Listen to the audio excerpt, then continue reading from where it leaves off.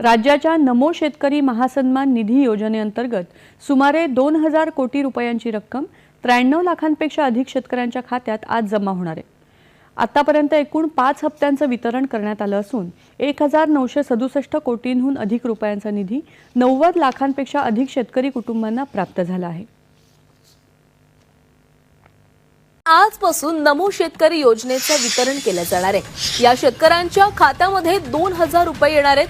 93,26,000 शेतकरी कुटुंबाला याचा थेट लाभ मिळणार आहे। शेतकरी योजनेचा 8वा हप्ता 2,000 रुपये खात्यात जमा, याद्या सुद्धा झाल्या प्रसिद्ध।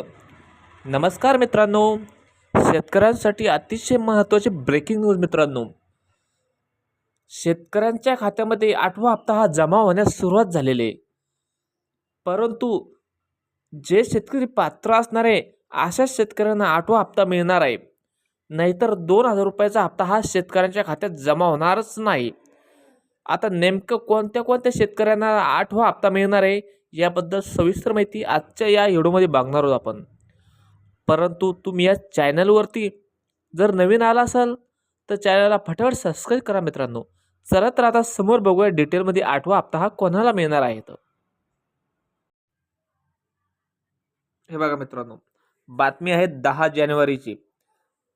हे बघा, महाराष्ट्रातील जवळपास लाखो शेतकरी बांधवांसाठी आजचा दिवस आनंदाचा ठरलेला आहे। का ठरलेला आहे आपण हे बघा थोडक्यात समोर बघूया। हे बघा काय सांगितलंय, हे बघा, नमो शेतकरी महासन्मान निधी योजनेचा 8वा हप्ता हा आज सायंकाळी प्रसिद्ध करण्यात आलेला आहे। म्हणजे 8वा हप्ता हा पात्र लाभार्थ्यांच्या खात्यावर जमा होणार आहे मित्रांनो। अशी माहिती राज्याचे उपमुख्यमंत्री तथा राज्याचे अर्थमंत्री अजितदादा पवार यांनी दिली मित्रांनो।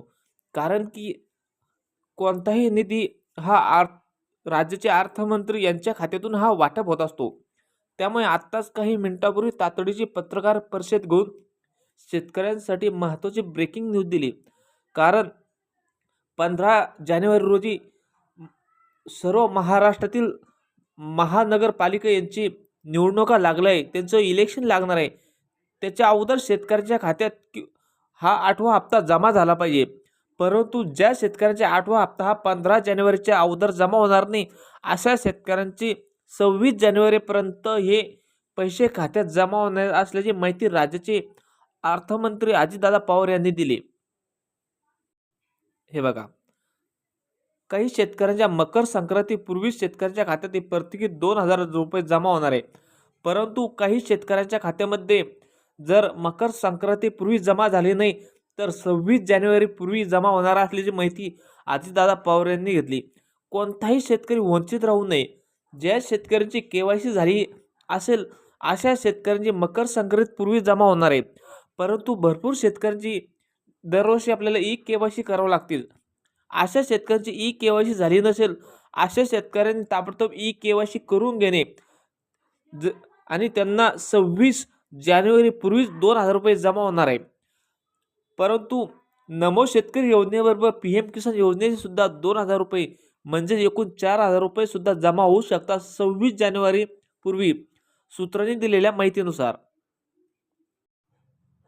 हे बघा, जवळपास याच्या आधीच हा निधी मंजूर झाला होता, मात्र तांत्रिक पडताळणीमुळे काही काळ हा हप्ता रखडला होता। आज मंत्रालयात झालेल्या बैठकीनंतर अजित पवार यांनी जाहीर केले की राज्यातील सुमारे 90 लाखहून अधिक म्हणजे 90 लाख शेतकरी पात्र आहे, यांना DBT द्वारे थेट रक्कम हस्तांतरित केली जाईल। म्हणजे हा कोणताही शेतकरी यापासून वंचित राहणारच नाही। फक्त ज्या शेतकऱ्यांचे मोबाईल लिंक बँकेला लिंक नाही किंवा आधारला बँक लिंक नाही अशा शेतकऱ्यांचा हप्ता मिळू शकणार नाही।